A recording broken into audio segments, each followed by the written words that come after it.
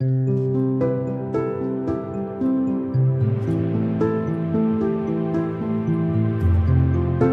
యొక్క దినాన్ని మనం చెప్పుకునే వాక్యము మొదటి దినవృత్తాంతాల గ్రంథము 18వ అధ్యాయము మొట్టమొదటి వచనం.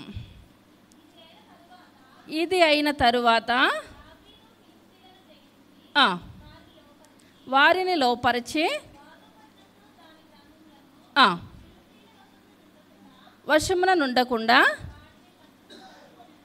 చాలండి. చిన్న ప్రార్థన చేసుకుందాం. పరమా జీవము నాకు నివా తిరిగి లేచెను నాతో నుండా. పరమా జీవము నాకు నివా తిరిగి లేచెను నాతో నుండా. నిరంతరము నన్ను నడిపించును, మరల వచ్చి యేసుకొని పోవును. నిరంతరము నన్ను నడిపించు, మరల వచ్చి యేసుకొని పోవును. యేసు చాలును చాలును, యేసు చాలును చాలును. ఏ సమయమైనా ఏ స్థితికైనా నా జీవితములో యేసు చాలును.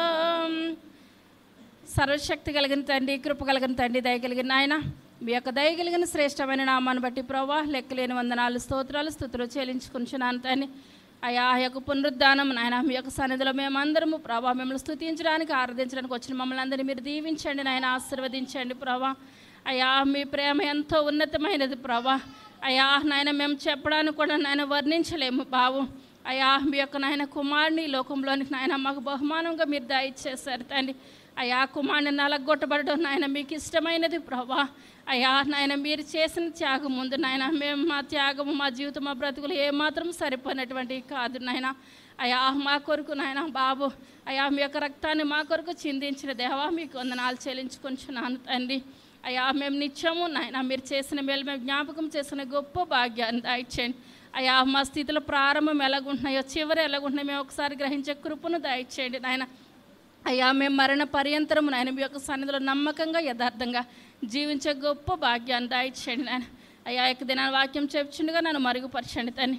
మీ యొక్క పరిశుద్ధ ఆత్మశక్తితో నాయన మమ్మల్ని ఎత్తు పట్టుకోమని అడుగుచున్న నాయన. చెప్పగలిగే శక్తిని నాకు దయచేయండి అయ్యా, వినగలిగే శక్తిని బిడ్డలందరికీ దయచేయండి నాయన.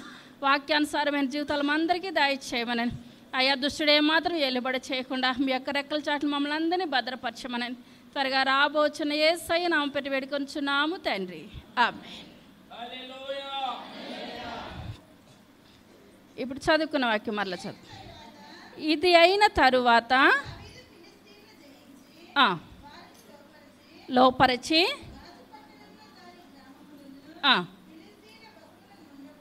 ఫిలిష్తీయుల వశమున ఉండకుండా చాలండి. ఇప్పుడు ఫస్ట్ ఇప్పుడు ఏమనుందండి, ఇది అయిన తర్వాత అంటే ముందు ఏమన్నా జరిగిందంటారా? ముందు జరిగింది కాబట్టి ఇప్పుడు ఎక్కడ భక్తుడు ఇప్పుడు ఏమని రాస్తున్నాడండి, ఇది అయిన తర్వాత. అదే ఆదికాండము 22వ అధ్యాయము మొట్టమొదటి వచనం. పరిశోధించెను.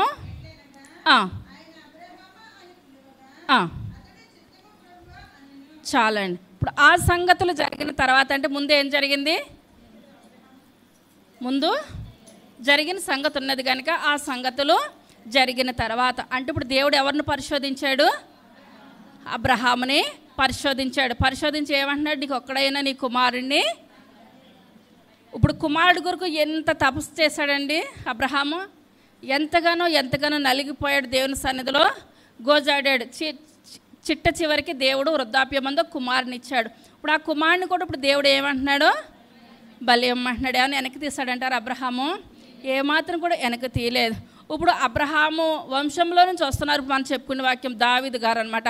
ఇప్పుడు అబ్రహాముకి దావీదుకి ఇప్పుడు మనం చూసుకుందాం. ఇప్పుడు ఇది సంగతులు అయిన తర్వాత దేవుడు అబ్రహాం గారి గురించి అన్నారు. ఇప్పుడు దావీదు గురించి ఇప్పుడు ఏమంటారంటే 18వ అధ్యాయం మొట్టమొదటి వచనం. ఇది అయిన తర్వాత లోపరిచి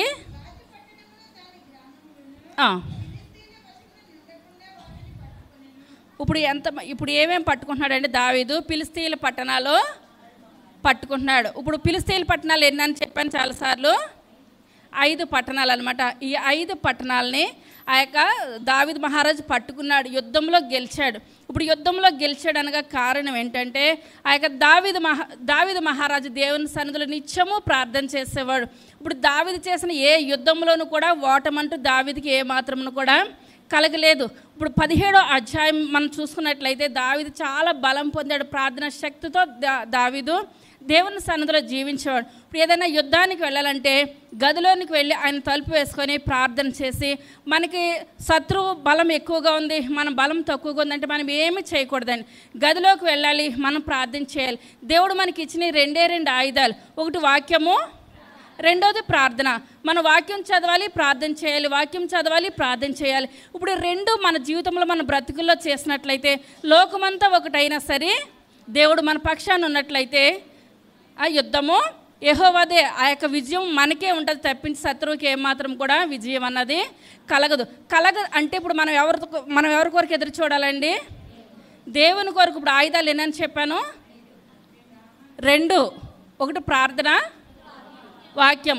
ప్రార్థన, వాక్యం 2 ఆయుధాలు మనం కలిగి ఉన్నట్లయితే శత్రువును మనము జయించేస్తాం. ఇది లేకపోతే శత్రువుని ఏమాత్రం కూడా మనము జయించలేము. ఇప్పుడు దావీదు మహారాజు ఇప్పుడు ఆ ఫిలిష్తీయుల పట్టణాలు, ఇప్పుడు 5 పట్టణాలను కూడా ఆయన పట్టుకోగలిగాడు. అంటే దావీదు యొక్క శక్తి కాదు, దావీదు యొక్క బలము కాదు. ఇప్పుడు ఇన్ని యుద్ధాలు చేశారు, యుద్ధాలన్నింటిలో కూడా కొంతమంది రాజులు కొన్ని యుద్ధాల్లో గెలిచారు, కొన్ని యుద్ధాల్లో ఓడిపోయారు. దావీదుకు ఓటమంటూ కూడా ఏమాత్రం కూడా కలగలేదు అనడానికి గల కారణము ఆయన ప్రార్థన వాక్యం.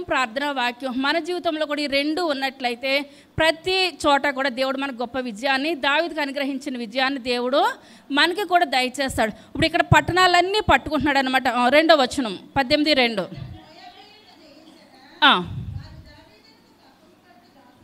దాసులైరి హదరెజరు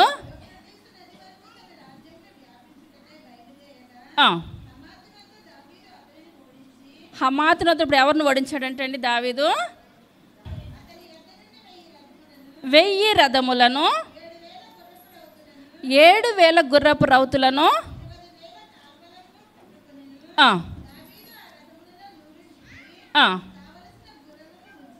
కావలసిన గుర్రములు ఉంచుకొని చాలండి. ఇప్పుడు ఎక్కడికి వెళ్ళినా సరే మళ్ళీ 2వ వచనం మళ్ళీ చదువుకుందాం. జయించగా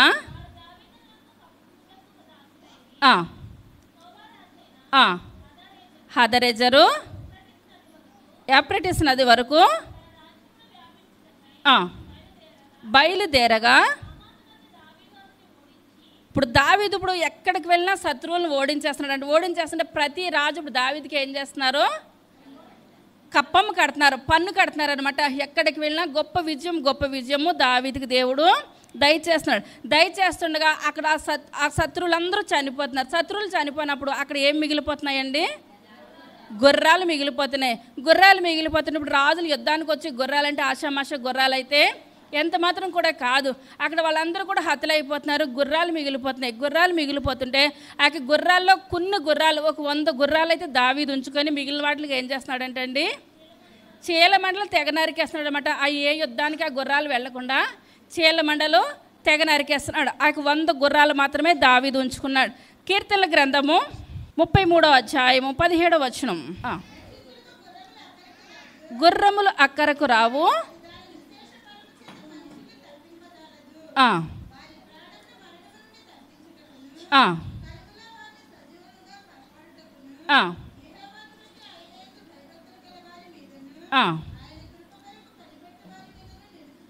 చాలండి. రక్షించడం గుర్రాలు ఏం చేస్తాయంటండి? అక్కడికి రావు. వీళ్ళందరూ కూడా శత్రువులందరూ ఒకటి అయిపోయారు, దావీదు ఒక్కటే ఒకటి అయిపోయి ఇప్పుడు ఇక్కడ వాళ్ళందరూ యుద్ధానికి వచ్చినప్పుడు అక్కడ గుర్రాలన్నీ మిగిలిపోయినాయి. ఇప్పుడు గుర్రాలు అక్కడికి వస్తున్నాయండి రక్షించడానికి? గుర్రాలు ఏమాత్రం కూడా అక్కడికి వస్తలేదు. అదే మత్తయి సువార్త 6వ అధ్యాయము 6వ వచనం.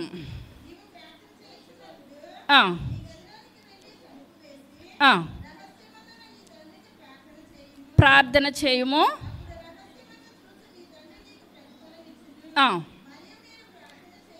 ప్రార్థన చేయనప్పుడు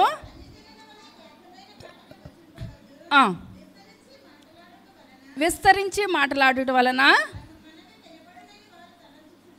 చాలండి. ఇక్కడ మనం ప్రార్థన చేసినప్పుడు ఎలా చేయాలంటే అండి, రహస్యమందున మన తండ్రి చూచినట్టు మనం ఏం చేయాలి? ప్రార్థన చేయాలి. కొంతమంది మనుషులు వస్తుంటే మోకరిస్తారు, మనుషులు రాకపోతే మోకరించరు. మనుషులు చూసేటట్టు బైబిల్ చదువుతారు, మనుషులు చూసేటట్టు ప్రార్థన చేస్తారు. ఆ ప్రార్థన ఎంత మాత్రమును కూడా కరెక్ట్ అయినది ఏది కూడా కాదు. మనం ఏం చేయాలంటే మన వేషధారుల వల్లే మనం చేయొద్దు. మనం ప్రార్థన చేసుకోవాలంటే మనం గదిలోనికి వెళ్ళి మన బాధ అంతా ఎవరికి విన్నవించుకోవాలండి? దేవునికి విన్నవించుకోవాలి. ప్రభా, నేను ఈ కష్టంలో ఉన్నాను, నాకు ఈ యొక్క బాధలో ఉన్నాను, నేను యొక్క శ్రమల్లో ఉన్నాను, ప్రభా నాకు సహాయము దయచేయండి అని మనం ప్రార్థన చేసినప్పుడు రహస్యమందున్న చూచి మన తండ్రి మనకి ఏం చేస్తాడండి? గొప్ప ప్రతిఫలాన్ని ఇస్తాడు, గొప్ప విజయాన్ని దేవుడు మనకు దయచేస్తాడు. ఇక్కడ కూడా దావీదు మహారాజు ఏ యుద్ధానికి వెళ్ళినప్పుడు కూడా గదిలోనికి వెళ్ళి ఆయన ఏం చేస్తున్నాడండి? ప్రార్థన, మోకాళ్ళు ప్రార్థన, బహు బలమైన ప్రార్థన. ఇప్పుడు దానియేలు సింహపు బోన్లో వేసినప్పుడు దానియేలు ఏం చేశాడు? ప్రార్థన. షడ్రకు మెషకు అబేద్నెగో అగ్నిగుండంలో వేసినప్పుడు ప్రార్థన. మనం ఏ విషయంలోనికి వెళ్ళినప్పుడు కూడా ప్రార్థన లేకుండా మనం ఈ లోకంలో ఏది కూడా జయించలేం. ఒక్కొక్కసారి మనం ప్రార్థన ఎక్కువ చేయాలనుకున్నారు, అదే సమయంలో ఎవరైనా వస్తారు మనకు ప్రార్థనకి ఆటంకపరుస్తారు. కానీ మనం మొట్టమొదటి స్థానం ఎవరికి ఇవ్వాలి? దేవునికి ఇవ్వాలి. అమ్మమ్మ ఇది ప్రార్థన చేసుకుంటే సమయము అంతే. మన దేవుని సమయం దేవునికి ఇచ్చినట్లయితే మన పని దేవుడు జరిగిస్తాడు. ఇప్పుడు ఎలా చేయాలంటే ప్రార్థన రహస్యమందున మన తండ్రి ఆలకించాలి, మన కన్నీరుని ఆయన ఆలకించాలి అంతే. మన కన్నీరు ఆయన సన్నిధానం దగ్గరికి వెళ్ళిందంటే మనకి వెంటనే దేవుడు గొప్ప ప్రతిఫలాన్ని దేవుడు మనకు దయచేస్తాడు. మరలా మొదటి దినవృత్తాంతాలు 18:4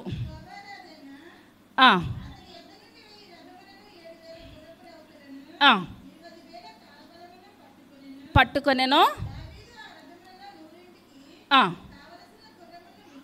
ఉంచుకొని తెగవేయించెను.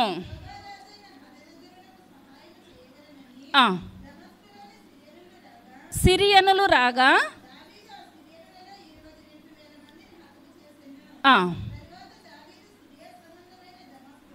ఇప్పుడు వీళ్ళందరూ కూడా రాజులందరూ ఒకటి అయిపోయి దావీదు మీదకి వచ్చారంటే యుద్ధానికి.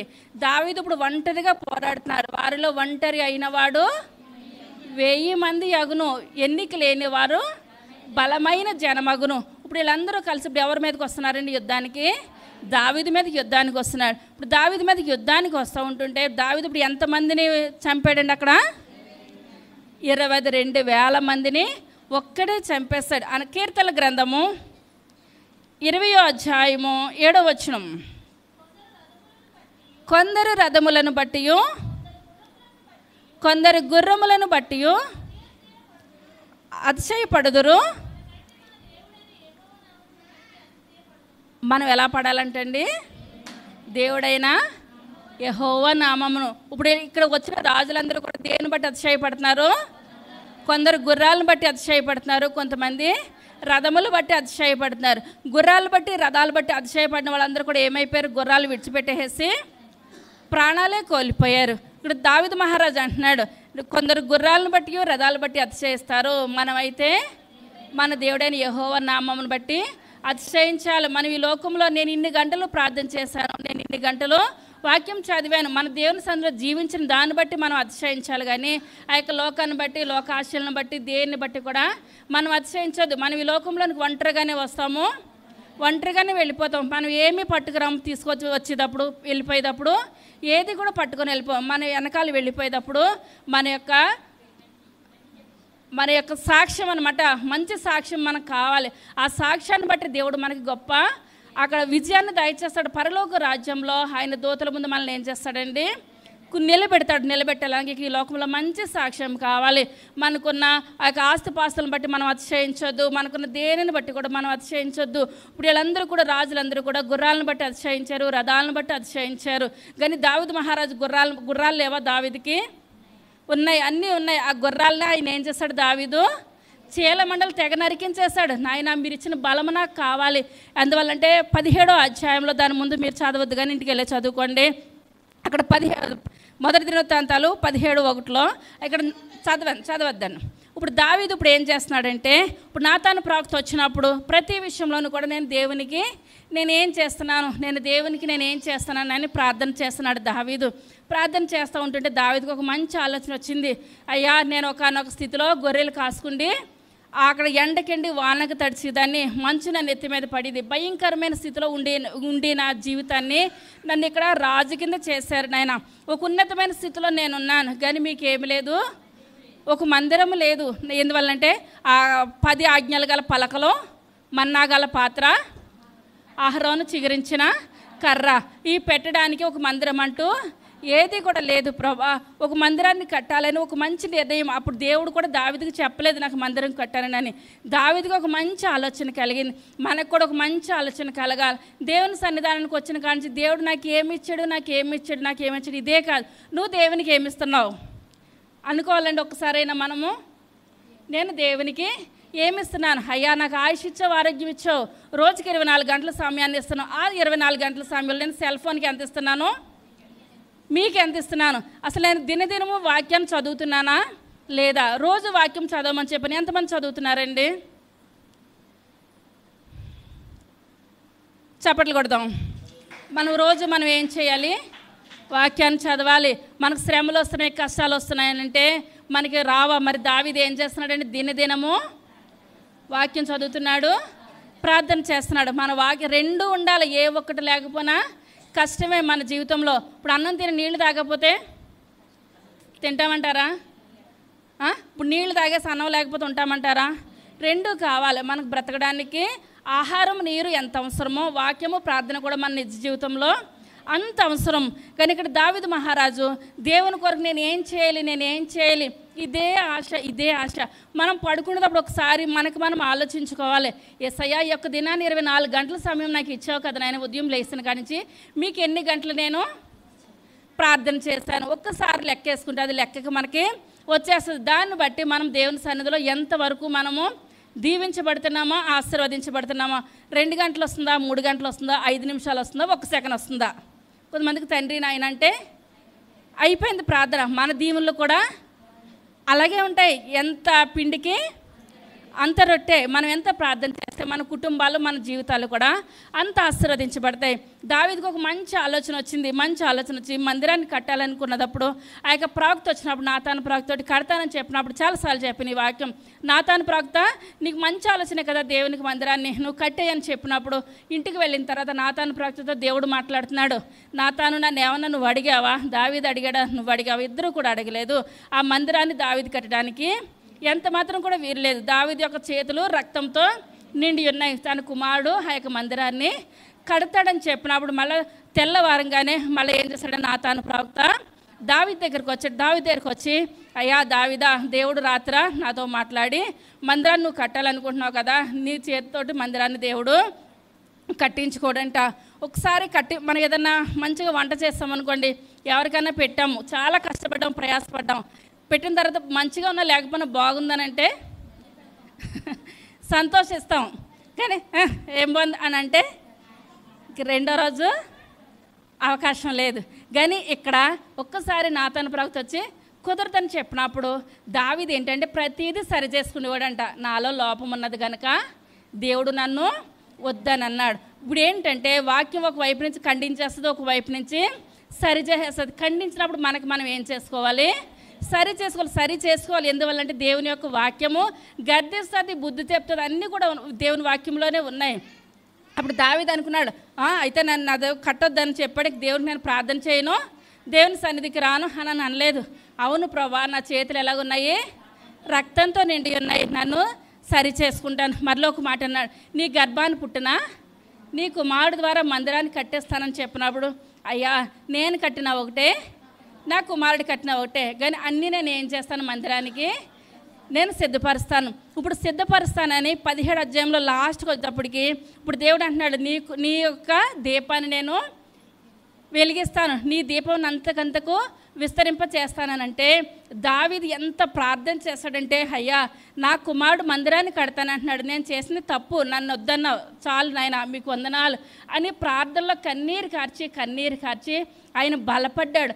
ఎందువలనంటే తను చేసిన పాపానికే దావీదు మహారాజు తన ప్రవర్తన సరి చేసుకొని పరుపు తేలి అంత కన్నీరు కార్చాడు. మన దేవుని సన్నిధానానికి వస్తున్నాము వెళ్తున్నాం అంటే కాదు, కానీ మనలో ఏముండాలండి, వాక్యం మాట్లాడుతున్నప్పుడు అయ్యా నా గురించే నాయన నేను ఇంకా మీ మాట వినలేని స్థితిలో నేను ఉన్నాను ప్రభా, నన్ను సరిచేయండి, నా జీవితాన్ని మీరు మార్చండి ప్రభా. కొంతమంది వాక్యం చెప్పినట్టు నాకు కాదు నా పక్క వాళ్ళకే అనుకుంటారు. ఏమనుకుంటారండి? నాకు కాదు నా పక్క వాళ్ళకే. ప్రతి ఒక్కరితోటి కూడా దేవుడు మాట్లాడతాడు. ఈ యొక్క వాక్యాన్ని నాకే అనుకున్న వాళ్ళే మనం సరి చేసుకుంటాం, కానీ పక్క వాళ్ళకి అనుకుంటూ దేవుడు ఆశీర్వాదాలు ఇస్తాడు. నాకు వద్దయ్యా పక్క వాళ్ళకి ఇచ్చేయమంటామా?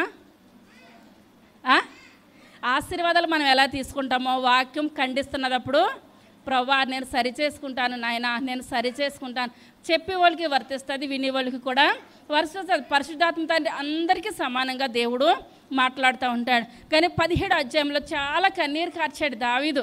కన్నీరు కార్చి ప్రభా నా కుమారుడికని ఇటువంటి అవకాశాన్ని మీరు దయచేస్తున్నారయ్యా, మీకు వందనాలు, మా కుటుంబం దీవించబడాలి, మా తరతరాలు అంతకంతకు ఆశీర్వదించబడాలి నాయన, ఆశీర్వదించబడాలి. ఒక్కొక్కసారి మనకు కష్టం వచ్చినప్పుడే ఇంకా దేవుణ్ణి ఎక్కువ స్తుతిస్తామన్నమాట. మన కష్టం నష్టం ఏది లేకపోతే కాసేపు నాకు చేద్దాంలే ప్రార్థన అని అనుకుంటాం. ఎక్కువ కష్టాలు కొలుములో వెళుతున్నప్పుడు గట్టిగా పట్టుకుంటాం, ఏడుస్తాం, వెక్కి ఏడుస్తాం దేవుని సన్నిధిలో.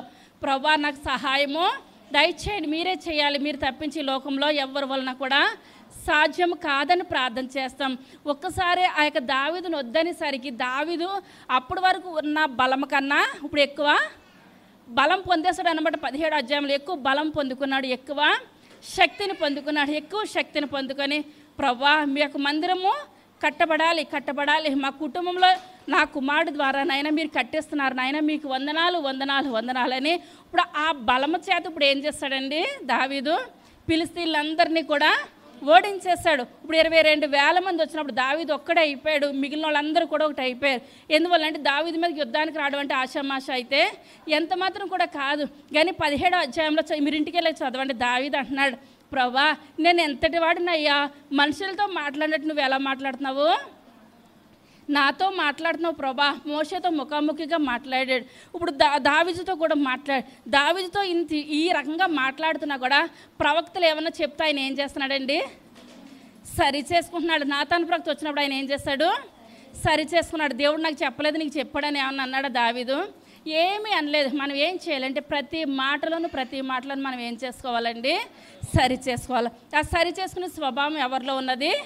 ఇంత రాజు అయినప్పుడు కూడా చిన్న పిల్లవాడు చెప్పినా సరే దావీదు ఏం చేస్తున్నాడు, తన యొక్క జీవితాన్ని తన యొక్క బ్రతికిని కూడా సరి చేసుకుంటున్నాడు. కనుకనే దావీదు కుమారుడైన యేసు అని పేరు వచ్చింది. ఇప్పుడు గుడ్డివాడు అక్కడ ఉన్నాడు దేవాలయం ముందు కూర్చున్నప్పుడు ఏమని పిలుస్తున్నాడండి యేసయ్యని, దావీదు కుమారుడా యేసు నన్ను కరుణించు అంటే దేవునికి ఎంత మంచి మనసు ఉన్నదో దావీదుకు కూడా అంత మంచి మనసున్నది.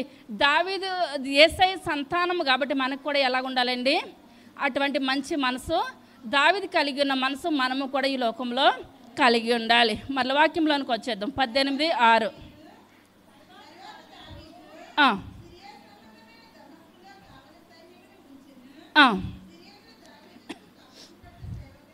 కప్పము కట్టు సేవకులైరి, పోయిన చోట్ల నెల్లా యెహోవా అతనికి సహాయము చేయుచూ వచ్చెను.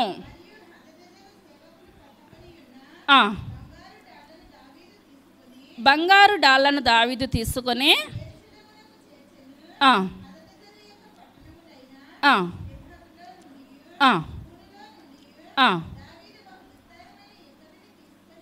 ఇత్తడిని తీసుకొని వచ్చెను.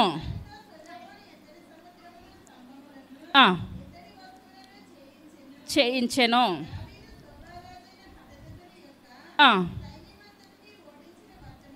ఓడించిన వర్తమానము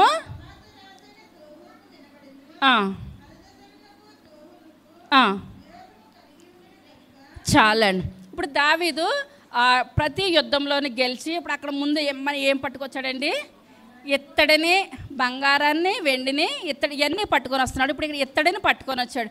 ఇత్తడిని పట్టుకొని వచ్చినప్పుడు సొలొమోను మహారాజు ఏం చేస్తాడండి? మందిరాన్ని కట్టినప్పుడు ఇత్తడి సముద్రాన్ని కట్టాడు. ఇప్పుడు ఇదంతా కూడా తండ్రే చాలా మట్టికి స్టోర్ చేశాడనమాట. బంగారము, వెండి, ఇత్తడి, ఆ మందిరానికి కావలసిన కర్ర, రాగి మొత్తం అంతా కూడా దావీదే సమకూర్చేశాడు. ఇప్పుడు సమకూర్చినప్పుడు ఇక్కడ ఆ యొక్క ఇత్తడిని కూడా దావీదు మహారాజు సమకూర్చినప్పుడు ప్రతి చోట కూడా ఇప్పుడు మనుషుల్లో విరోధాలు వచ్చినట్టు రాజుల్లో కూడా యుద్ధాలకు వెళ్ళిన వారికి గొడవలు, విరోధాలు వస్తాయి. ఆ యొక్క విరోధాలు వచ్చినప్పుడు ఇక్కడ ఇద్దరికి విరోధం వస్తుందంట.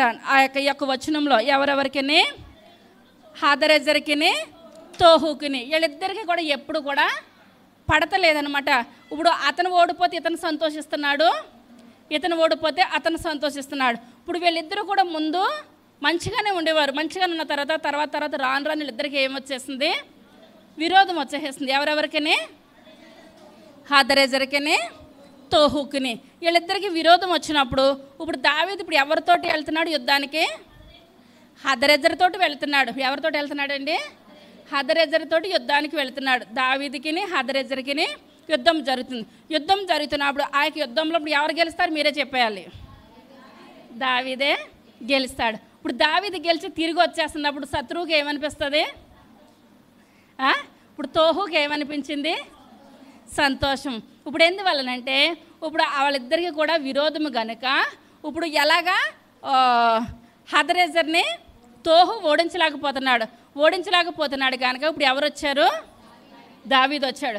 దావీదు యుద్ధానికి వచ్చినప్పుడు వీళ్ళిద్దరికి యుద్ధం జరిగినప్పుడు అంతకుముందు తోహుకి దావీదు కూడా విరోధమే. ఎవరెవరికని? తోహుకి దావీదు కూడా విరోధం అయినప్పటికీ కూడా ఇప్పుడు హదరెజర్కి తోహుకి ఇద్దరికి యుద్ధం జరిగినప్పుడు ఆ యుద్ధంలో హదరెజరు ఓడిపోయాడని ఎవరికి తెలిసింది? తోహుకు తెలిసినప్పుడు ఇతను ఇప్పుడు ఏం చేస్తున్నాడు? పండగ చేసుకుంటున్నాడు అనమాట. పండగ చేసుకొని తోహు అనుకుంటున్నాడు, ఇంకా భలే అయింది, ఇంతకాలం కూడా నా మీద యుద్ధానికి వచ్చి ఓడిస్తున్నాడు, ఇప్పుడు తగ్గ మనుషులు వచ్చాడు కనుక ఇప్పుడు ఎవరి తరఫున వెళ్ళిపోతాడండి? తోహు దావీదు తరఫున వెళ్ళిపోతున్నారు. కొంతమంది ఏంటంటే చిటికిన పార్టీలు మార్చేస్తారు. ఇప్పుడు రన్నింగ్లో ఏ పార్టీ ఉంటే ఆ పార్టీకి, మన పార్టీల గుర్తులు మనకు వద్దులేండి కానీ ఇప్పుడు ఏది రన్నింగ్లో ఉంటే అందులోకి వెళ్ళిపోతే అక్కడ గెలవాలంటే చాలా కష్టం అనమాట. ప్రతిదీ ఎదుర్కోవాలి. వాళ్ళ యొక్క స్థానం ఎక్కువైపోయినప్పుడు వీళ్ళు తక్కువైపోయినప్పుడు ఏం చేస్తారు? జంప్ అయిపోతే గొడవలేని పని అని అనుకుని జంప్ అయిపోతారు. ఇప్పుడు అలాగా తోహు ఇప్పుడు ఎవరిలోకి వచ్చేస్తాడండి? దావీదులోనికి వచ్చేసి వర్తమానం పంపిస్తున్నాడు దావీదుకి. నాకు ఇంతకాలం కూడా బద్ధ శత్రువు తనను నువ్వు ఓడించావు కనుక ఇక్కడి నుంచి నీకు నాకు శత్రుత్వము ఏమాత్రం కూడా వద్దు, మనిద్దరం కలిసి స్నేహం చేద్దాము, ఫ్రెండ్స్గా ఉందామని తోహు ఎవరు కబురు పెట్టాడండి? దావీదు కబురు పెట్టాడు. చదువుకుందాం 10. విరోధము కలిగి ఉండెను గనుక హదరెజరుతో యుద్ధము చేసి అతని ఓడించినందుకై క్షేమము తెలుసుకొనుటకును బంగారముతోనూ వెండితోనూ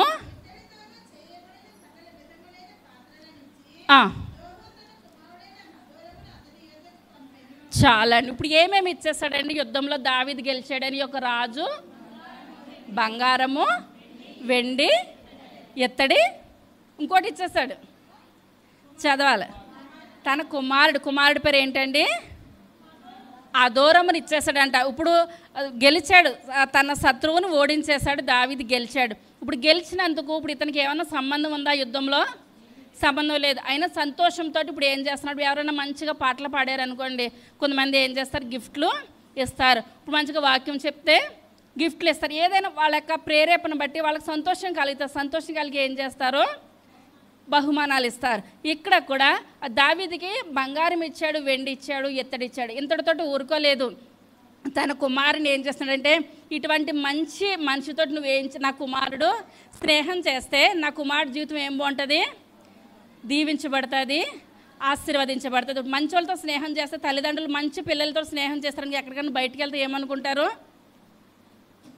కొంచెం ఆలస్యమైన స్నేహితుడు మంచివాడే, ఎందువల్లంటే వేరే చెడ్డ ప్రాంతాలకి ఏమాత్రం కూడా తీసుకొని వెళ్ళడానికి ధైర్యంగానే ఉంటారు. ఇప్పుడు చెడ్డ స్నేహితుడితో వెళ్తే టైంకి రాకపోతే ఏమనుకుంటారు, భయపడతారు. నా పిల్లలకు కూడా వాళ్ళు చెడ్డ లక్షణాలు అలవాటు చేసేస్తున్నారేమో అని భయం అనిపిస్తుంది.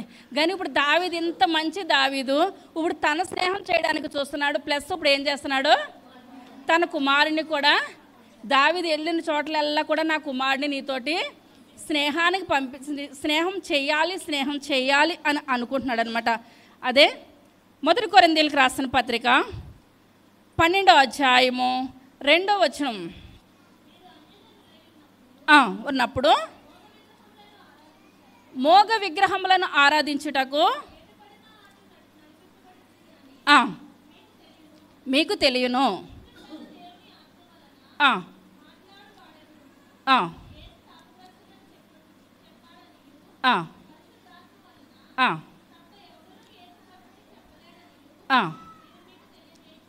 చాలండి. ఇప్పుడు ఇంతవరకు కూడా తోహు జీవితం ఎలాగుందంటే మోగ విగ్రహంలాగా ఉంది. సరైన మనిషి, సరైన స్నేహితుడు ఎవరికి దొరకలేదండి, తోహుకి దొరకలేదు. దొరక్క తన జీవితము ఎట్టు పడితే అటు. ఇప్పుడు విగ్రహాన్ని ఎటు తిప్పితే అట్టే తిరిగిపోతూ ఉంటుంది. కానీ నేను ఇటు తిరగను, ఇటు కూర్చుంటాను, ఇటు తిరగను, ఇటు కూర్చుంటానని ఏమాత్రం కూడా అనదు. కానీ తోహు జీవితం కూడా ఆ దావీదు స్నేహము లేనప్పుడు ఎలాగుందండి, మోగ విగ్రహములాగే ఉంది. ఇప్పుడు తోహు అనగా తిరుగులాడుట లేక గురి లేకుండుట. ఏంటండి, తిరుగులాడుట, గురి లేకుండుట. ఇప్పుడు తన జీవితానికి ఎలాగుందండి ఇప్పటి వరకు కూడా, ఇప్పుడు మంచి స్నేహితుడు దొరకలేదు. మన జీవితంలో మంచి స్నేహితులు ఉండాలంటే అండి ఎలా ఉండాలి, మంచి స్నేహితులు ఉంటే ఏమాత్రం కూడా మన జీవితము ఏ బాధ కూడా లేకుండా మంచిగా వెళ్ళిపోద్ది అనమాట. మనకు మంచి స్నేహితులు కావాలి, చెడు స్నేహితులు కాదు. ఇప్పుడు తోహుకి ఇంతకాలము కూడా మంచి స్నేహితులు లేక తన జీవితం ఎలాగ వెళ్ళిపోయింది, తిరుగులాడుతుంది, మోగ విగ్రహంలా తిరుగులాడుతుంది, గురి లేదనమాట. వాళ్ళు ఎప్పుడు కూడా గురి ఉంచరు. ఇప్పుడు ఏదైనా మనం చెయ్యాలని అనుకున్నప్పుడు పలానా పని మనం చెయ్యాలి, నేను ఇన్ని గంటలు నేను ప్రార్థన చేయాలి, ఇంతసేపు నేను వాక్యం చదవాలి అని మనం చెప్పామనుకోండి, అంటారు గురిలేని ఒక మనుషులు అంటారు, మా తాతయ్య మొదలెట్టాడు సగం రోజులు చేసి మానేశాడు, తర్వాత మా నాన్నగారు మొదలెట్టారు సగం రోజులు చేసి ఆపేశారు, నువ్వు అంతే, మళ్ళీ నువ్వేం చేస్తావు, మొదటి రోజు చదువుతావు, రెండో రోజు చదువుతావు, నీకు అంతా మీ తాత పోలికలే. అంటే చదివి వాళ్ళు ఏం చేస్తారండి, ఇంకెలాగ తాత పోలికలు నాలో వచ్చేసినప్పుడు ఇంకా కొన్ని రోజులు ఎందుకు ఇప్పుడే ఆపేస్తే బాగుంటుందని అనుకుంటారు. కానీ మంచి స్నేహితులు మనకు దొరికినప్పుడు, మీ తాత చదవకపోయినా మీ నాన్న చదవకపోయినా నువ్వేం చేయాలి, చదివి చూపించాలి, ఇదే పట్టుదల కలగాలి. కానీ ఇప్పుడు వరకు కూడా దావీదు స్నేహం లేనంతసేపు కూడా తోహు జీవితం ఎలాగుందండి, గురి లేని జీవితం అనమాట. హదోరము అనగా ఘనత, మహిమ, బలము. ఏంటండి, అదోరం అనగా ఘనత, మహిమ, బలము. ఇప్పుడు కుమారుడికి తన తండ్రికి గురి లేదు, కానీ కుమారుడు ఎలా కావాలనుకుంటున్నాడో, ఘనత తెచ్చుకోవాలనుకుంటున్నాడు, మహిమ తెచ్చుకోవాలనుకుంటున్నాడు, బలము తెచ్చుకోవాలను, ఇవన్నీ సాధించాలి తన కుమారుడు. అంటే తన కుమారుడు ఎవరితో స్నేహం చేయాలి, దావీదుతో స్నేహం చేయాలి. ఇప్పుడు తోహు కుమారుడు దావీదుతో స్నేహం చేస్తుంటే మన స్నేహం ఎవరితో చేయాలి, దావీదు కుమారుడని యేసయ్యతో చేయాలి. దేవుని నామానికి వందనాలు. మనం ఎవరితో చేయాలి, యేసయ్యతో చేయాలి. తోహు తన కుమారుడు అదోరము దావీదుతో స్నేహం చేయాలనుకుంటున్నాడు. అర్థమైందంటారా? ఇప్పుడు దావీదు యొక్క కుమారుడు స్నేహం మనము యేసయ్యతో మనం చేసినట్లయితే వాళ్ళ స్నేహం కన్నా మన స్నేహం ఎలా ఉంటుందండి, బహు గొప్పగా ఉంటుంది. ఇప్పుడు కష్టాలు, నష్టాలు, ఎర్ర సముద్రంలో కూడా ప్రార్థన చేసినప్పుడు దేవుడు ఏం చేస్తాడండి, పాయలుగా చీల్చేశాడు. కష్టాలు, సుఖాలు మానవులుగా ప్రతి ఒక్కరికి ఎవరు తగ్గ కష్టం వాళ్ళకి వస్తూ ఉంటుంది. కానీ ఆ కష్టాల్లోనే దేవుని చెయ్యి మనకు కావాలని మనం ఏం చేయాలి, బలము కలిగి ప్రార్థన చేయాలన్నమాట. అటువంటి ప్రార్థన ఇప్పుడు తోహు అనుకుంటున్నాడు, అయ్యా ఇప్పుడు తన యొక్క జీవితం అంతా కూడా తనకు తనే మాట్లాడుకుంటున్నాడు తోహు. ఇంతకాలము దావీదు స్నేహం లేనప్పుడు నా జీవితం వ్యర్థంగా వెళ్ళిపోయింది, గురిలేని స్థితిలోనికి వెళ్ళిపోయిందని. ఇప్పుడు గురిలేని వాళ్ళు ఎవరున్నారండి బైబిల్ గ్రంథంలో? చెప్పాలి. ఇంకా ఆదికాండము 16వ అధ్యాయము 6వ వచనం. ఇదిగో దాసి నీ చేతిలో ఉన్నది,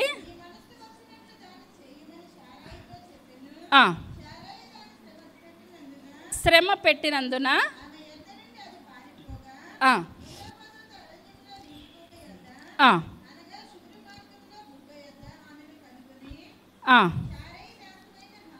ఏమంటుందండి దేవుని దూత? శారాయి దాసివైన హాగరు. ఇప్పుడు హాగరు ఎక్కడికి వెళ్తుంది? గురు చూసి వెళ్తుందా, గురు చూడకి వెళ్తుందా? ఇప్పుడు తెలంగాణలో ఆంధ్రాలో ఫ్రీ బస్ వచ్చేస్తుంది. కోపం వద్దనుకోండి, బస్సు ఎక్కేమనుకోండి, టికెట్ లేదు కనుక ఆలోచించేంతసేపట్లో బస్సు ఎక్కేయచ్చు. అదే డబ్బులు పెట్టి తీసుకోవాలనంటే ఆలోచిస్తామా?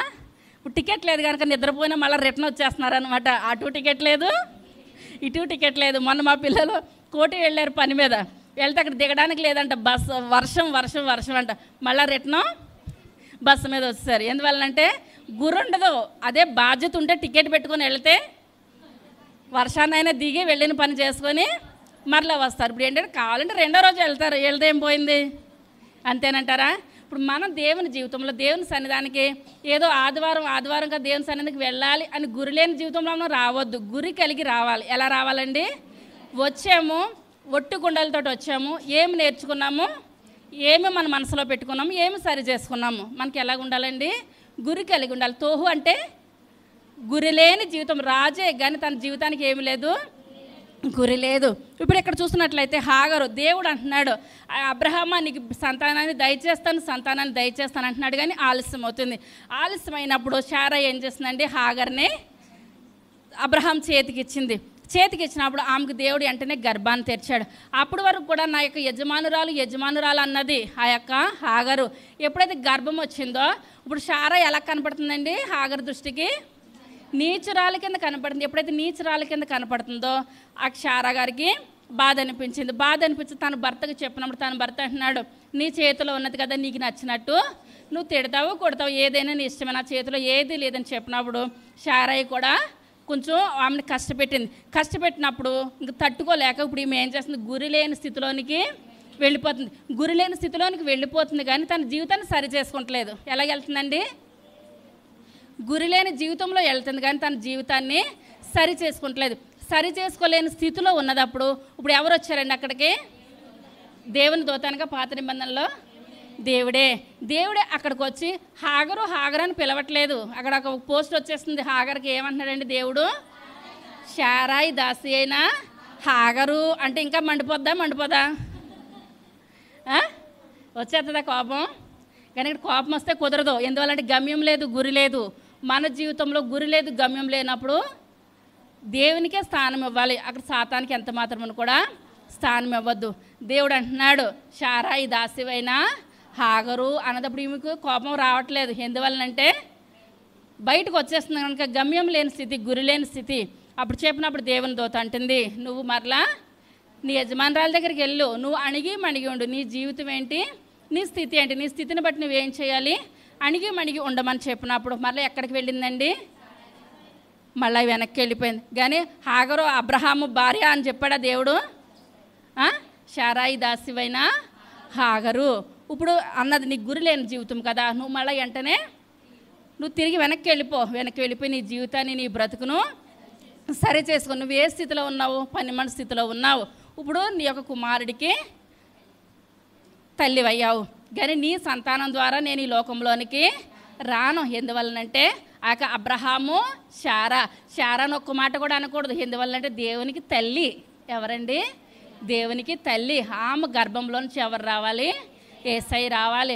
అబ్రహాము కుమారుడైన దావీదు కుమారుడైన యేసుక్రీస్తు, అది యేసుక్రీస్తు రావాలి కనుక ఇప్పుడు అక్కడ హాగర్ ఇష్టం వచ్చినట్టు శారాన్ని తిట్టడానికి ఏమాత్రం కూడా రైట్స్ లేవు.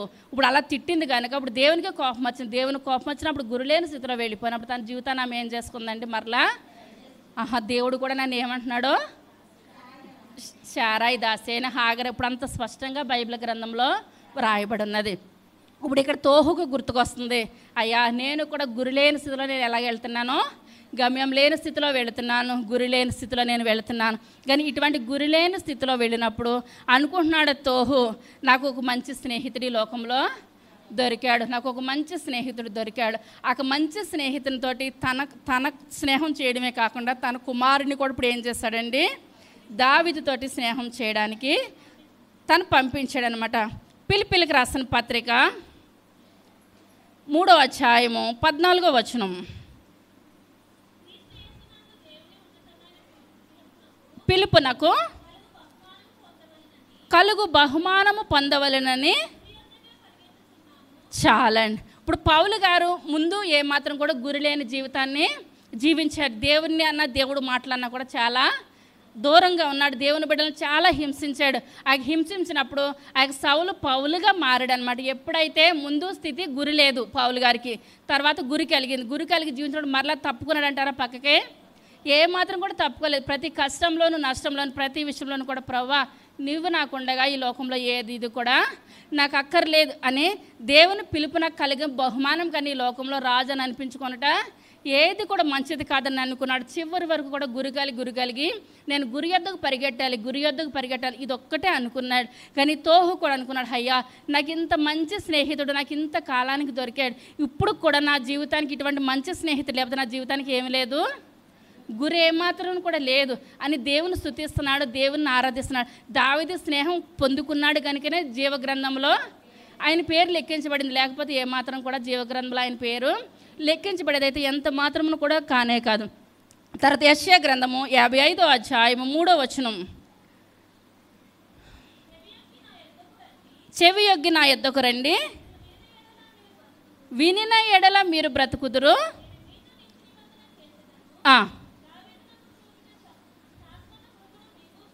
చాలండి. ఇప్పుడు దావీదుకి ఎటువంటి కృప చూపించాడండి? అప్పటికప్పటికే చూపించాడా కృప? శాశ్వత కృప చూపించాడా? శాశ్వత కృప చూపించాడు. ఇప్పుడు మనం శాశ్వత కృప చూపించాలంటే దేవుడు మనం ఏం చేయాలి? ప్రార్థన చేయాలి, వాక్యం చేయాలి, ఆయన గురించి మనము వినాలి. గురి కలిగి ఆ యొక్క తోహు ఎలా గురి కలిగి దావీదు స్నేహం చేసిన కాడి వచ్చాడో, ఆ యొక్క పౌలు గారు ఎలా గురి కలిగి జీవించారు. ఇప్పుడు మనము కూడా ఇప్పుడు ఏం చేయాలండి? ఆయన మాటలు ఆలకించాలి. ఆలకించినప్పుడు దావీదుకు శాశ్వత కృప చూపించాడా? అప్పటికప్పటికే చూపించాడా? శాశ్వత కృప. ఆయన మాటలు మనం ఆలకించినప్పుడు దావీదుకు చూపిన శాశ్వతమైన కృపను దేవుడు మనకి కూడా దయచేస్తాడు. తర్వాతగా రోమిలికి రాసిన పత్రిక 10వ అధ్యాయము 17వ వచనం.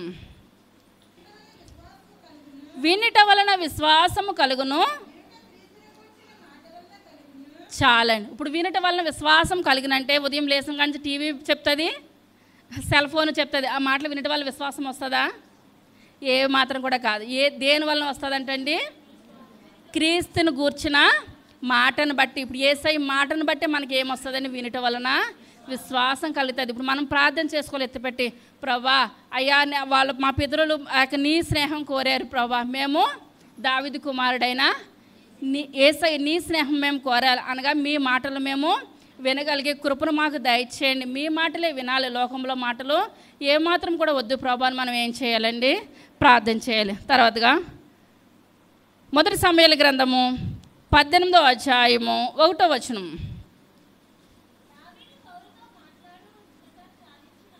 చాలించినప్పుడు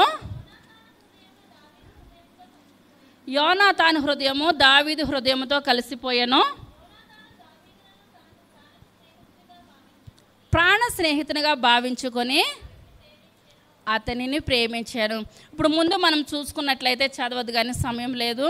ఇప్పుడు గొలియాతు మీద దావీదు గొప్ప విజయాన్ని సాధించినప్పుడు ఆ గొలియాతు మీద యుద్ధానికి వెళ్ళడానికి ఎవరు కూడా రాలేని పరిస్థితుల్లో ఆ యొక్క సౌలు అంటున్నాడు దావీదుతో, నా దగ్గర ఉన్న ఆయుధాలు వేసుకోమని చెప్పినప్పుడు దావీదు అంటున్నాడు, నాకు ఇటువంటి ఆయుధాలు ఏమాత్రం కూడా నాకు వద్దు అని అనుకొని ఆ యొక్క 5 గులకరాళ్ళు ఒక ఒడిసెల రాయి తీసుకొని వెళ్తూ ఉంటుంటే ఆ యొక్క గొలియాతు అంటున్నాడు, నువ్వు కర్రట్టుకొని వస్తున్నావు, నేను ఏమన్నా కుక్కను కొట్టడానికి వచ్చినట్టు నా మీదకి వస్తున్నావు అని చెప్పినప్పుడు అంటున్నాడు దావీదు, నేను జీవం కలిగిన దేవుని తరపున నేను వస్తున్నాను, ఇశ్రాయేల్ సైన్యం తరపున నేను వస్తున్నానని చెప్పినాడు. ఒకే ఒక రాయికి ఏం చేస్తాడండి గొలియాతు? పడిపోయినప్పుడు అతని దగ్గర ఉన్న కత్తితోటి ఆ మెడని 2 ముక్కలు చేసేసాడు. ఇప్పుడు 2 ముక్కలు చేసేసినప్పుడు ఇదంతా కూడా తన తండ్రి దగ్గర కూర్చొని యోనాతాను ఏం చేస్తున్నాడండి, చూస్తున్నాడు అనమాట. చూస్తూ ఉంటుండగా ఇశ్రాయేల్ ప్రజలు అంటున్నారు, ఆ యొక్క సౌలు 1000 కొలది, దావీదు 10,000 కొలదని గాన ప్రతిగానాలు చేస్తున్నారు. గాన ప్రతిగానాలు చేస్తూ ఉంటుంటే అది సౌలుకి ఏమాత్రం కూడా నచ్చట్లేనప్పుడు తన ముఖం సౌలు మార్చేసుకున్న సమయంలో దావీదుని అందరూ పొగుడుతూ ఉంటుంటే అలా కన్ను ఆర్పకుండా ఇప్పుడు ఎవరు చూస్తున్నారండి, యోనాతాను దావీదు వంక చూస్తున్నాడు. ఎప్పుడైతే చూస్తూ ఉంటున్నాడో, ఎందువల్లనంటే దేవునితో చాలాసార్లు చెప్పాను, దేవునితో సహవాసం ఎక్కువగా చేసినట్లయితే, దేవునితో ఎక్కువ ప్రార్థన చేసి ఎక్కువ వాక్యం చదివిన వాళ్ళ ముఖం ఎలా ఉంటుందని చెప్తున్నానండి, ప్రకాశించిపోతూ ఉంటుంది. ఇప్పుడు ఎందువల్లంటే ఎంత ప్రార్థన చేస్తే అక్కడ గొలియాతును ఓడించాడండి. గొలియాతును ఓడించడం అంటే ఆషామాష అయిన విషయము ఏమాత్రం కూడా కానే కాదు. కానీ అంత ప్రార్థనతోటి మనం చెప్పుకున్న ప్రార్థన వాక్యం రెండిట్ల ద్వారా వచ్చినప్పుడు తన ముఖము ప్రకాశించిపోతుంది. ఆ యొక్క ప్రకాశించిపోతున్న ముఖాన్ని అలా అదే విధంగా చూస్తున్నాడు ఆ యొక్క యోనాతాను. చూస్తూ ఉంటుంటే తన మనసులో అనుకుంటున్నాడు, ఇంకా దావీదుతో ఇంకా మాట్లాడలేని స్థితిలో యోనాతాను అనుకుంటున్నాడు, నేనంటూ స్నేహం చేస్తే దావీదుతోటే చేయాలి తప్పించి వేరే వాళ్ళ స్నేహం నాకు ఎంత మాత్రమును కూడా వద్దే వద్దు అని అనుకుంటున్నాడు. అదే సమయంలో సౌలు ఏమనుకుంటున్నాడు, ఇలాంటి ఉన్నట్లయితే నాకు రాజ్యానికే దెబ్బనని అనుకుంటున్నాడు. కానీ చివరి వరకు కూడా అక్కడ యోనాతాను అంటున్నాడు, నువ్వు రాజు అవుతావు, నేను సైన్యాధిపతిని అవుతాను, నువ్వు రాజు అవుతావు, నేను సైన్యాధిపతిని అవుతాను అని అంటున్నాడు తప్పించి ఆ యొక్క యోనాతాను స్నేహంలో ఎటువంటి మోసం కానీ కల్మషం కానీ ఏమాత్రం కూడా లేదు. ఎందువల్లంటే దావీదుతో స్నేహం చేసిన వాళ్ళందరూ కూడా ఎటువంటి స్నేహం చేస్తున్నారండి, మంచి స్నేహితుడికి ఎవరు ఉండాలండి, మంచి స్నేహితులు ఉండాలి. ఈ లోకంలో మనుషులేంటి, దేవుడే దావీదుతో ఏమంటున్నాడండి, నా యొక్క స్నేహితుడు, నా యొక్క చిత్తానుసారుడైన మనుషుడు, ప్రతిదీ కూడా దేవుడు దావీదుతోటి చెప్పుకుంటున్నాడు. ఆ యొక్క పేరు కూడా దావీదు కుమారుడైన, అబ్రహాము కుమారుడైన, దావీదు కుమారుడైన యేసుక్రీస్తు వంశావళి తన పేరులోని దావీదుని కలుపుకున్నాడు అని అంటే ఈ లోకంలో మనము కూడా ఏం చేయాలండి, యేసయ్య స్నేహాన్ని కోరుకోవాలి. ఇప్పుడు తోహు కూడా తన స్నేహం చేయడమే కాకుండా ఇప్పుడు తోహుకి దావీదుకి అయితే ఒకే వయసు సరిపోతుంది. ఇప్పుడు కుమారుడు అంకుల్ లాంటి వాళ్ళతో స్నేహం చేస్తారా, చెయ్యరు. కానీ అనుకుంటున్నాడు, ఇటువంటి మనిషితో నా కుమారుడు స్నేహం చేస్తే నా కుమారుడు ఏమాత్రమును కూడా త్రొట్టెళ్ళడు. మనం దేవుని సన్నిధానికి వచ్చేటప్పుడు మన పిల్లల్ని వెంట పెట్టుకుని దేవుని ప్రేమ నేర్పామంటే దేవుని సన్నిధిలో ఉన్న బిడ్డలు ఏమాత్రం కూడా త్రొట్టెళ్ళే అవకాశము ఎంత మాత్రం కూడా ఉండదు. ఇప్పుడు మనము స్నేహం చేస్తున్నాం, మన బిడ్డల్ని కూడా దేవునితో స్నేహం చేయిస్తున్నాం. మన పిల్లల్ని ఇంటికాడ పెట్టేసి మనం రావడం ఏమాత్రం కూడా కరెక్ట్ అయిన విషయం ఏమాత్రం కూడా కాదు. ఇప్పుడు తోహు దావీదు ప్రేమను తెలుసుకున్నాడు, తన కుమారుని కూడా దావీదుతో స్నేహం చేయమని పంపించాడు. మనం కూడా కుటుంబాల కింద మనం ఏం చేయాలని దేవుని యొక్క స్నేహాన్ని మనము స్నేహం చేయాలి. మన బిడ్డల్ని కూడా దేవుని సన్నిధిలోనికి తీసుకొని రావాలి. ఇంటి దగ్గర వేడివేడిగా వండి పెట్టేసేసాను, నువ్వు వేడివేడిగా తినేసేసాయి అని ఇలాంటి చెప్పి మనం రాకూడదండి. మనం యెహోషువ ఏం చేస్తాడు, నేనును నా ఇంటి వారును యెహోవాను సేవిస్తామన్నాడు.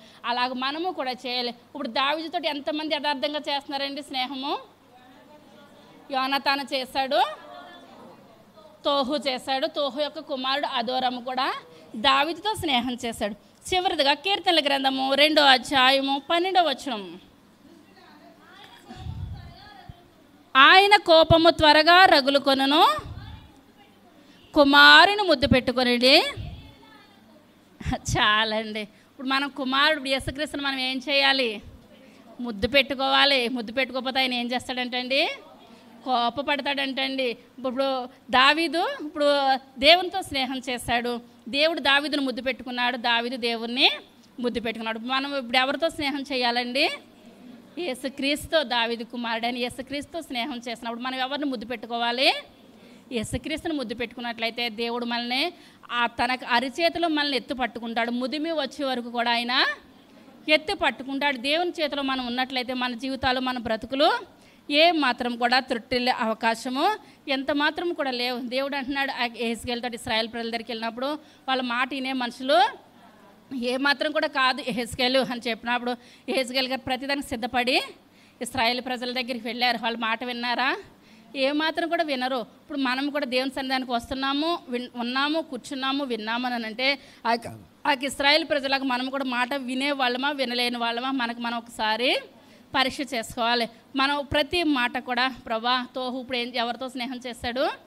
దావీదుతో స్నేహం చేశాడు. అయ్యా తన చేయడమే కాకుండా తన కుమారుడిని అదోరమ్మను కూడా స్నేహం చేయించాడు. నేను కూడా నేను రావడమే కాకుండా నా కుటుంబంతో సహా నేను ఏం చేస్తానో మీ యొక్క సన్నిధిలో జీవింప చేస్తాను నాయన. మా కుటుంబాన్ని అంతటిని కూడా ఒకసారి మీ యొక్క అరిచేతిలోనూ చెక్కుకోండి నాయన. మా కుటుంబం దీవించబడాలి, మా కుటుంబము ఆశీర్వదించబడాలి. పౌలు గారు అంటున్నారు, దేవుని తెలియకముందు నేను మోగ బొమ్మలాగా మోగ విగ్రహంలాగా నేను జీవించినప్పుడు దేవుని తెలుసుకున్నాను, నిజ దేవుడైనా యేసయ్యతో స్నేహం చేస్తున్నాను. పాతవన్నీ గతించిపోయినాయి, సమస్తము కూడా నూతన పరచబడిపోయినాయి. ఇప్పుడు మనం కూడా ఒక నెలలో 2 నెలల్లో పాత సంవత్సరం అంతా కూడా అయిపోతుంది. నూతన సంవత్సరంలో పాతయన్నీ మనం విడిచిపెట్టాలి ప్రభా. మళ్ళీ నేను నూతన సంవత్సరంలోకి అడుగు పెట్టబోతున్నాను నాయన. ఈ యొక్క పాత జీవితం అంతా వెళ్ళిపోయింది, పాత స్నేహాలన్నీ వెళ్ళిపోయింది. నాకు ఇది ఏ జీవితం వద్దు నాయన. ఎవరితో స్నేహం చేయాలి? మీతో స్నేహం చేయాలయ్యా. నేను మీతో సరి అయిన స్నేహం చేసినట్లయితే వెనకాల ఆటోమేటిక్గా నా కుటుంబం వచ్చేది. ఇప్పుడు తోహు నేను చేయనికి నా జీవితం ఇలాగే వెళ్ళిపోయింది, నా కుమారుని పంపించేస్తానులే అంటే కుమారుడు వింటాడండి మాట? వింటాడా? ఏమాత్రం కూడా వినరు. కొంతమంది అంటారు నా వయసు అయిపోయింది, నా బ్రతికైపోయింది, నేను వద్దులే, నా పిల్లలు వెళ్తారు. నువ్వు వద్దనుకున్నావు, నీ పిల్లలు కూడా వద్దు అని అనుకుంటారు. కానీ తోహు వద్దనుకోలేదు. అయ్యో నేను ఇంకా వయసులోనే దావీదుతో స్నేహం చేస్తే ఇంకా నా జీవితము చాలా బాగుండును, కానీ ఇప్పటికైనా నేను ఏం చేస్తున్నాను? యేసయ్యతోటి స్నేహం చేస్తున్నాను. కానీ అక్కడ నా కొడుకు కూడా సగం వయసు అయ్యాక స్నేహం చేస్తాడు అనుకున్నాడా? చిన్న వయసులోనే దావీదుతో స్నేహం చేయడానికి తన కుమారుని పంపించాడు. మన బిడ్డలను కూడా యవ్వన వయసులో సృష్టికర్తను స్మరణకు తెచ్చుకున్నట ఆశీర్వాదకరము, దీవెనకరం. అటువంటి ఆశీర్వాదకరంగా దీవెనకరంగా ఉండాలంటే మనం కుటుంబాలతో ఎక్కడికి రావాలండి? దేవుని సన్నిధిలోనికి రావాలి. ఒకరోజు వినరు, 2 రోజులు వినరు. మనం అదే రకంగా మనం ప్రార్థన చేసినట్లు హన్నా ప్రార్థన ఆలకించిన దేవుడు మన ప్రార్థన కూడా దేవుడు ఆలకించడానికి సిద్ధంగా ఉన్నాడు. తోహు అనగా ఏంటంటే అర్థము? తిరుగులాడుట, గురి లేకపోవటప్పుడు. ఎవరు తిరుగులాడారు, ఎవరు గురి లేదు? హాగరు. తర్వాత హాగర్ గురి వచ్చిందా? తోహు గురి వచ్చిందా? మనకే వచ్చిందా? రావాలా? వచ్చిందన్న వాళ్ళు పైకి లేసి నించుందాం, రాలేదన్న వాళ్ళు అలాగే కూర్చోండి.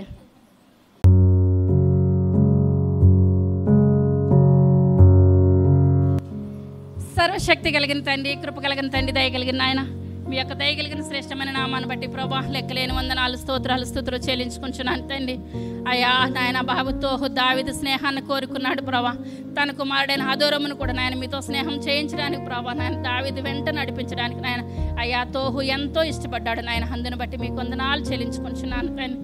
అయ్యా దావీదుతో స్నేహం అంటే దరిదా మీతో స్నేహంతో సమానము నాయన. మీకు వందనాలు ప్రభా. అయ్యా నాయన బాబు సౌలు యొక్క కుమారుడు యోనాతాను కూడా నాయన మీతో స్నేహం చేయడానికి ఎంతో ఇష్టపడ్డాడు ప్రభా. అయ్యా చివరి వరకు నాయన బాబు దావీదును మర్చిపోలేకపోయాడు ప్రభా. అయ్యా దావీదు సింహాసనం ఎక్కుతాడు, నేను సైన్యాధిపతిగా ఉంటాను, అదే మాట మీద నాయన అయ్యా స్నేహానికి ఉన్న గొప్ప విలువను ప్రభా నాయన. అయ్యా నాయన యోనాతాను నిరూపించుకున్నాడు నాయన, తోహు నిరూపించుకున్నాడు ప్రభా. అయ్యా మేము కూడా ఈ యొక్క దినం నుంచి నాయన మీతో స్నేహం చేయాలని అనుకుంటున్నాం నాయన. అయ్యా మా స్నేహంలో ఎటువంటి నాయన ప్రభా అయ్యా నాయన వంకర మార్గం కానీ గురి లేకపోవటం కానీ అటువంటిది ఏది ఉండడానికి వీలులేదు నాయన. మేము గురి కలిగే జీవించే గొప్ప భాగ్యాన్ని దయచేయండి. ఎందువల్లంటే హృదయాంతరంగాలు ఎరిగిన దేవుడు నాయన. అయ్యా మీ స్నేహంలో పక్షపాతం లేదు నాయన. అయ్యా మీ ప్రేమలో పక్షపాతం లేదు నాయన. అయ్యా మేము కూడా నాయన మీ యొక్క సన్నిధానంలో నాయన మీ మాటలు వినడానికి వచ్చాం ప్రభా. అయ్యా మా మాటలో నాయన ఎటువంటి నాయన చెడ్డ కానీ కల్మషం కానీ ఏది ఉండదు ప్రభా. అయ్యా ఎందువల్లంటే నాయన మేము తల్లి గర్భంలో ఉన్నదప్పుడే నాయన మా జీవితాలు మా బ్రతుకులు అన్నీ మీకు తెలుసు ప్రభా. అయ్యా మేము సరి అయిన జీవితం జీవించే కృపను దయచేయండి. ఇంతకాలం తోహులకు సరి అయిన గురి లేని జీవితం మేము జీవించమేమో నాయన. అయ్యా ఇక్కడి నుంచి గురి కలిగి జీవించే గొప్ప భాగ్యాన్ని దయచేయండి. అయ్యా విన్న వాక్యాన్ని మేము హృదయగా పోనవకుండా నాయన మా హృదయాల్లో భద్రపరుచుకున్నాను చివరి వరకు నాయన. అయ్యా అబ్రహాము కుమారుడైన దావీదు యొక్క అయ్యా కుమారుడైన యేసుక్రీస్తు మీ యొక్క స్నేహం చేయాలని మేము నిశ్చయించుకుంటుండగా ప్రభా. అయ్యా మా మరణ పర్యంతరం మీ యొక్క సన్నిధిలో నమ్మకంగా యథార్థంగా స్నేహం చేసే గొప్ప కృపను ధన్యతను దయచేయమని త్వరగా రాబోచున్న యేసయ్య నామమున పెట్టి వేడుకొంచున్నాము తండ్రి, ఆమేన్.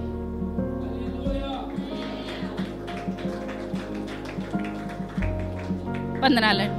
రొట్టె